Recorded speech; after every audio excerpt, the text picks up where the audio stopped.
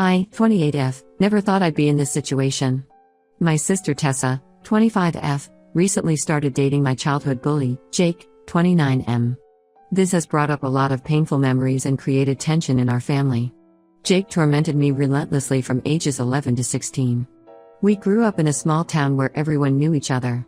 My family had lived there for generations, but Jake's family moved in when I was in 5th grade. At first, I was excited to have a new classmate. But things quickly turned sour. It started with small things, nasty comments about my clothes or hair. Then it escalated. He would call me cruel names, spread rumors about me, and once even pushed me down a flight of stairs at school. I dreaded going to school every day because of him. One incident stands out vividly. In 7th grade, we had a class project where we had to work in pairs. The teacher assigned Jake as my partner. I was terrified but hoped maybe working together would improve things. Instead, Jake sabotaged our project the night before it was due. He told the teacher it was all my fault. I got an F and had to attend summer school. My parents were furious with me. Speaking of my parents, they were aware of the bullying but didn't do much beyond telling me to ignore him or stand up for myself. My dad always said, "Boys will be boys," and told me not to be so sensitive. My mom suggested I try being nicer to Jake, thinking maybe he was acting out because he liked me. Their dismissive attitude made me feel even more alone. Tessa, being 3 years younger, wasn't in the same school during the worst of the bullying. But she witnessed some incidents when Jake would taunt me around town. She'd always told me to just laugh it off and not let him get to me. Easy for her to say, she was always the more outgoing, confident sister. The bullying affected every aspect of my life. I became withdrawn and anxious. My grades suffered. I lost interest in activities I once loved, like playing soccer and painting. I started having nightmares and panic attacks. But I felt like I couldn't talk to anyone about it. I finally got relief when Jake's family moved away before our junior year of high school.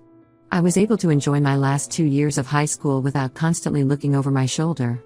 I slowly came out of my shell, made some close friends, and even started dating.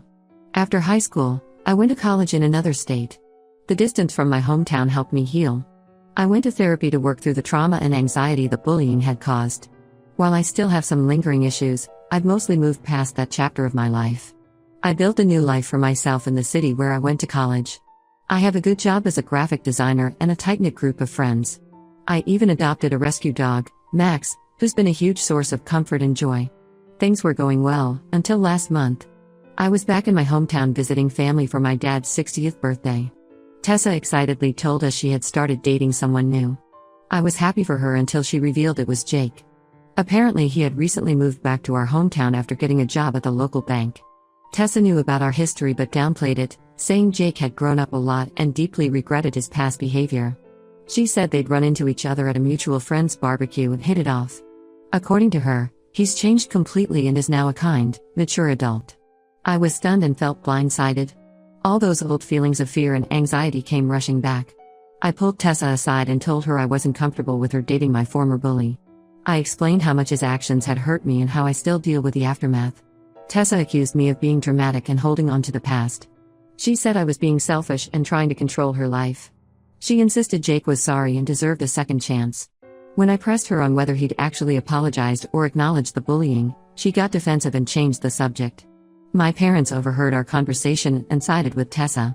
They said I needed to let it go for the sake of family harmony. My mom even suggested that maybe this was a blessing in disguise, a chance for Jake and I to reconcile and heal old wounds. I felt like I was taking crazy pills. How could they expect me to be okay with this? Things came to a head last week at a family dinner. My parents invited Jake, despite my protests. Seeing him again was like a punch to the gut. He looked mostly the same, just older. He attempted to apologize to me, saying something vague like, "Sorry about all that stuff when we were kids." But it felt hollow and insincere. Throughout dinner, Jake kept making inside jokes with my family and acting like we were old friends. He even brought up some memories from school, conveniently leaving out all the times he tormented me. My family was laughing and chatting with him like nothing had ever happened. I started feeling anxious and overwhelmed. My hands were shaking and I felt like I couldn't breathe. I excused myself to the bathroom, hoping to calm down. But I ended up having a full-blown panic attack. I was hyperventilating and crying uncontrollably. Tessa found me and instead of being concerned, she berated me for making a scene and embarrassing her in front of Jake. I couldn't take it anymore and left early, much to my family's disappointment. Now my whole family is mad at me for ruining the dinner and making things awkward. They're pressuring me to forgive Jake and accept their relationship. Tessa says I'm being selfish and trying to control her life. My parents think I'm overreacting and need to move on. I feel like I'm going crazy. Am I wrong for being upset about this? I don't want to control who my sister dates, but I also don't think it's fair to expect me to be okay with having my childhood tormentor in my life again. The whole situation is bringing back a lot of painful memories and anxiety. I'm at a loss for what to do. Part of me wants to cut contact with my family until they start respecting my feelings. But I'm worried about damaging those relationships permanently. I've worked hard to build a good life for myself, and I don't want to let Jake's presence ruin that. But I also don't know if I can handle having him around during family gatherings. Any advice on how to handle this would be greatly appreciated. Am I overreacting? Should I try to forgive Jake for the sake of family peace? Or should I stand my ground and distance myself from the situation? I feel torn and confused. Update 1. Thank you all for the supportive comments on my last post. They really helped validate my feelings and gave me the courage to stand up for myself. I wanted to give an update on the situation. After reading your responses, I decided to have an honest conversation with my family about how Jake's presence was affecting me. I invited my parents and Tessa over to my apartment to talk without Jake there. I spent days preparing what I wanted to say, even writing out some notes to make sure I covered everything. When they arrived, I made coffee and we sat in my living room. Max, my dog, seemed to sense the tension and stayed close by my side. I took a deep breath and started explaining how the bullying had impacted me long-term, the anxiety, depression, and trust issues I've struggled with. I shared specific incidents of Jake's cruelty that still haunt me. Like the time he convinced the whole class not to come to my 13th birthday party, leaving me sitting alone at the roller rink for hours. Or when he started a rumor that I had lice, leading to me being ostracized for weeks. I showed them some of my old diaries from that time, filled with entries about how much I hated myself and wanted to disappear. I even admitted that I had contemplated suicide at one point because of the relentless bullying. This was something I had never told them before. I tried to make them understand that this wasn't just kids being kids or normal teenage drama. Jake's actions had a profound and lasting impact on my mental health and self-esteem. I explained that seeing him again had re-triggered a lot of that trauma. I made it clear that while I don't want to control Tessa's life, I'm not comfortable having Jake as part of our family gatherings. I suggested that maybe Tessa could keep her relationship separate from family events, at least for now. I said I was willing to be civil if I ran into them around town, but I needed more time before I could be around Jake in intimate family settings. Unfortunately, the conversation didn't go as I'd hoped. My parents seemed dismissive, saying I was dwelling on the past and needed to be the bigger person. My dad said that holding on to anger would only hurt me in the long run. My mom suggested I try talking to Jake one-on-one to clear the air. Tessa got defensive and accused me of trying to sabotage her happiness. She said I was being selfish and making everything about me. She argued that Jake was a different person now and that I was judging him unfairly based on things he did as a teenager. Then Tessa dropped the bombshell. She and Jake are now engaged after only 2 months of dating. She flashed a diamond ring I hadn't noticed before. Apparently, he had proposed last weekend and she had been waiting for the right moment to tell everyone. I was shocked by this news and expressed concern about them rushing into marriage. This led to a huge argument. Tessa said if I couldn't be happy for her, then I shouldn't bother coming to the wedding. She stormed out, saying I was dead to her if I couldn't accept her relationship. My parents weren't much better. They told me I was being selfish and immature. My mom said she was disappointed in me for not being more supportive of my sister. My dad said I needed to grow up and stop letting the past control me. They left soon after Tessa, both giving me cold, disappointed looks. After they were gone, I broke down crying. Max cuddled up next to me, which helped a little. But I felt utterly alone and misunderstood. The whole situation has re-triggered a lot of trauma and anxiety. I've been having trouble sleeping and concentrating at work. I'm heartbroken that my family seems to care more about Jake's feelings than mine. They're acting like I'm the problem for not welcoming my abuser with open arms. It feels like they're choosing him over me. I've decided to take a step back from my family for my own mental health. I sent them each a text saying I needed some space to process everything. Then I turned off my phone.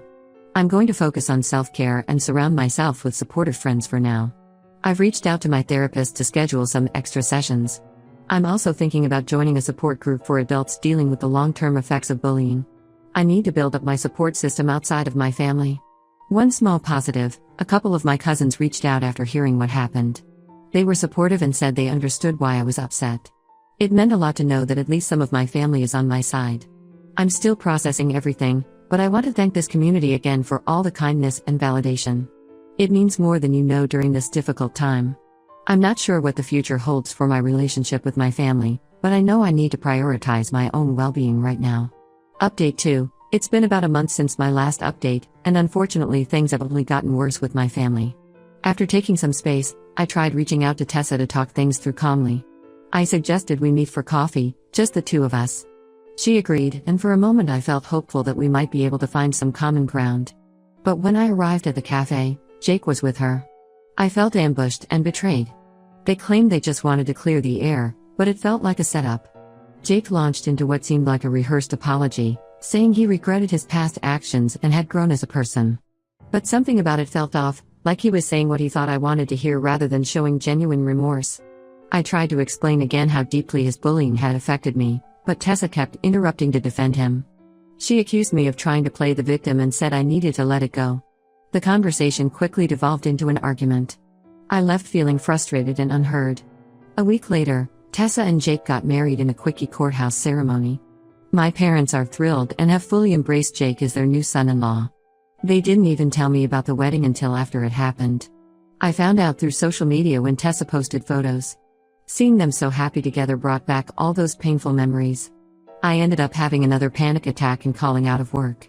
My boss was understanding, but I worry about how this ongoing stress is affecting my job performance. My parents are furious that I didn't congratulate the newlyweds. They showed up at my apartment unannounced to berate me for being petty and ruining Tessa's special day with my drama. I tried to calmly explain again why this is so difficult for me, but they weren't listening. The breaking point came when my mom said, "Jake is family now whether you like it or not. You need to get over yourself and stop living in the past." She went on to say that I was being selfish and immature, and that my behavior was embarrassing the whole family. I lost it and told them to get out of my apartment. I said I was done trying to make them understand and that I needed space from all of them. My dad called me ungrateful and said I was tearing the family apart with my selfishness. They left, but not before my mom said she didn't recognize the person I'd become. I've blocked their numbers and social media for now. The constant pressure and guilt tripping were becoming too much to handle. I'm focusing on my mental health and leaning on my friends for support. One of my friends suggested I write a letter to my family explaining my feelings, even if I never send it. I've started doing that and find it somewhat cathartic. It's helping me process my emotions and clarify my thoughts. I know cutting off family is extreme, but I feel like I have no other choice right now. Their complete disregard for my feelings and trauma is devastating. I'm not sure if or when I'll be ready to have them in my life again. For now, I'm throwing myself into work and my hobbies. I've started volunteering at a local animal shelter, which has been a good distraction. Spending time with the dogs reminds me of the unconditional love and support that Max gives me. I'm still struggling with feelings of guilt and doubt. There are moments when I wonder if I'm overreacting or if I should just try harder to accept the situation. But then I remind myself of how anxious and depressed I felt since Jake came back into my life, and I know I'm making the right choice for my mental health. It's a difficult and lonely road, but I'm taking it one day at a time. I'm grateful for the support of my friends and this community. Your words of encouragement have been a lifeline during this challenging time. Update 3. It's been 6 months since I went no contact with my family. I wanted to give a final update on the situation. Cutting ties was incredibly difficult, but ultimately the right decision for my mental health. I've been seeing a therapist to work through my feelings of guilt and grief over losing my family relationships. It's been a long process, but I'm starting to heal. Unfortunately, my family hasn't respected my wishes for space. They've tried contacting me through friends, showing up at my work, and even threatened to call the police for a wellness check. I had to change my phone number and move apartments to get some peace. The final straw came last month when I ran into Tessa and Jake at the grocery store. I was in the produce section when I heard a familiar laugh. I looked up to see them at the end of the aisle. My heart started racing, but I took a deep breath and prepared to just nod politely and walk away. But as I passed them, Jake smirked at me and said, "Watch out for those stairs, klutz." It was a clear reference to when he pushed me down the stairs in school. Tessa laughed it off as a joke. I was stunned. It was clear he hadn't changed at all, and my sister was enabling his behavior. I left my cart and walked out of the store, fighting back tears. That encounter solidified my decision to keep my distance permanently. I've accepted that I may never have a relationship with my sister or parents again. While that's painful, I know it's necessary for my well-being. I'm focusing on building my chosen family of supportive friends. I've become closer with my cousins who reached out before. We've started having monthly dinners together, which helps fill the void of family gatherings. I'm also considering moving to a new city for a fresh start away from all the painful memories. I've started looking at job openings and apartments in a few different places. The idea of a completely new beginning is both scary and exciting. My therapist suggested I join a support group for people estranged from their families. I was hesitant at first, but it's been incredibly helpful. Hearing others' stories and knowing I'm not alone in this struggle has been comforting. I still have bad days where I miss my family and second-guess my decision. But overall, I know I'm on the right path. My anxiety has decreased significantly since cutting contact, and I'm starting to rediscover parts of myself that I had suppressed for years. I've picked up painting again, something I loved as a child but gave up because of Jake's bullying. It's been therapeutic to express myself through art. I'm even considering showing some pieces at a local gallery's amateur night. Max continues to be a source of comfort and companionship. We've been going on longer walks and hikes, which has improved both our physical and mental health. I'm grateful for his unconditional love during this difficult time. Work has been a positive distraction. I recently got a promotion and have been taking on more challenging projects. My boss has noticed my improved focus and creativity since I've been prioritizing my mental health. Thank you to everyone who has offered kindness and support throughout this ordeal. Your words have been a lifeline during the darkest moments. I'm still on a journey of healing, but I finally feel hopeful about the future. While I may not have the family I was born into, I'm building a life filled with people who respect and value me. And most importantly, I'm learning to respect and value myself. It's not always easy, but it's worth it. For anyone going through a similar situation, know that you're not alone.